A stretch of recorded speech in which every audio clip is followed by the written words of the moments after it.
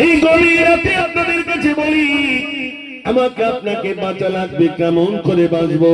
গরিব মানুষ তো কি রয়েছে ভাই আমার, গরিবের জন্য তো তিনটে খাতা, একটা হলো কলমা, একটা হলো নামাজ, একটা হলো রোজা, আর ধনী হলে দুটো বেড়ে যাবে, একটা হলো যাকাত, একটা হলো হজ। ভাই আমার হজ করা লাগবে, যাকাত দেওয়া লাগবে। গরিবের জন্য তিনটে খাতা, একটা হলো কলমা, একটা হলো নামাজ, একটা হলো রোজা। কলমা তো পড়ে নিলাম ভাই আমার, রমজান মাস বছরে একবার রোজা রাখলাম, আর শুধু নামাজটা পড়লাম, তাহলে দেখা যাবে আমাদের জন্য তিনটে খাতা আল্লাহ রব্বুল আলামিন গরিবের জন্য তিনটে খাতা দিলেন।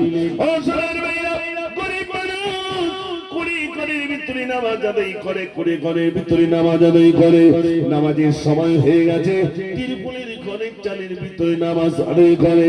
এবার আপনারা বলুন, বিরাট টাকার মালিক নামাজ নয়, নামাজ নয়, ওই ঘরের বিরাট দাম না ওই তিরপুলের দাম বেশি, ওই অট্টালিকার দাম বেশি, ওই তিরপুলের দাম বেশি?